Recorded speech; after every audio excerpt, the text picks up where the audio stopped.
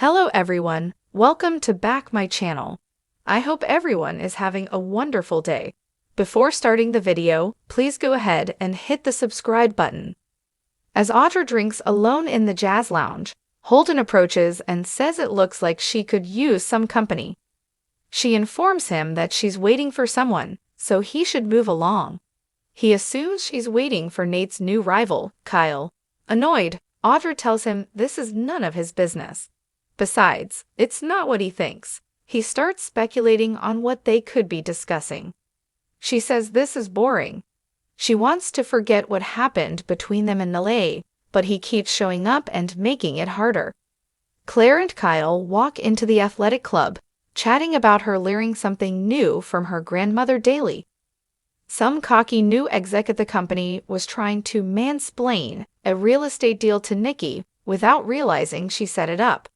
Claire's famished and looks around for a seat, but Kyle explains that he needs to meet Audra briefly in the lounge to go over a proposition. She doesn't see why they need to delay their date for Audra. Kyle is sure this is a sign that Audra has taken the bait and won't be able to resist bragging about what she's up to.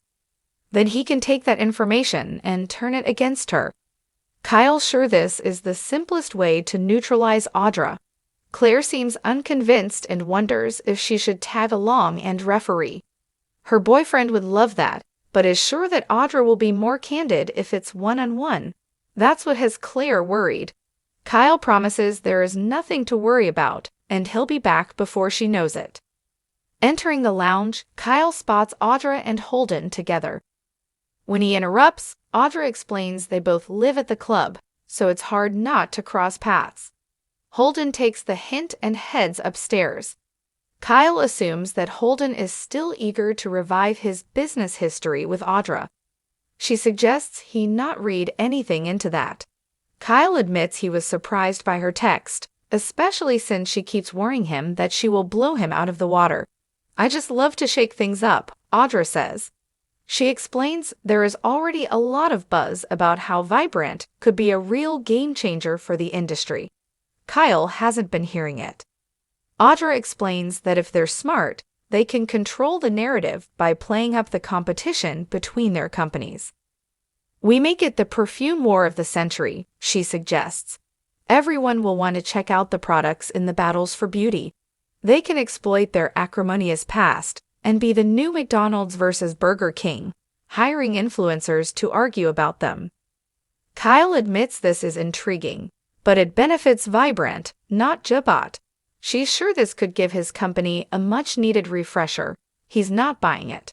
To try to convince him, Audra uses an example from Miracle on 34th Street. That doesn't help talk him around. She reminds him of the Jabot sunscreen ad and his wardrobe malfunction. That was a great success, so she suggests they coordinate exposing themselves by leaking faked texts and such to reporters to cause a stir. Kyle agrees to think about it, but urges her not to pop the champagne. "I'm putting the bottle on ice," she assures. At the club bar, Claire sighs and orders a Vesper. Passing by, Holden spots her and asks if he can join her. He's happy to see her drinking a Vesper. They order another one and Holden wonders why Kyle is drinking with Audra while she's up here. He questions her boyfriend meeting with someone he is supposed to be in competition with. Claire says she has no idea. They keep their personal and professional lives separate. Holden asks if Kyle and Audra ever had a non-professional relationship. Claire wonders why he's so interested. He's vague. Sipping her drink, she suggests perhaps he's jealous of Kyle and Audra. Holden claims he's just a curious guy. When he asks what it's like to be the granddaughter of the great Victor Newman, she groans, but confesses that Victor adores his family and would take a bullet for any of them. She loves him dearly. Holden brings up Victor's long rivalry with the Abbotts and guesses he can't be happy about her dating Jack's son. Before Claire can respond, Kyle and Audra arrive and ask if everything is okay. Claire says everything is fine. Holden says he doesn't like to drink alone, or let a woman drink alone, Audra adds. After a few snipes between the men, Claire declares she's even hungrier than before their meal was interrupted. Audra apologizes for stealing Kyle. Claire snaps that she didn't. As Audra takes off, Holden chases her into the foyer.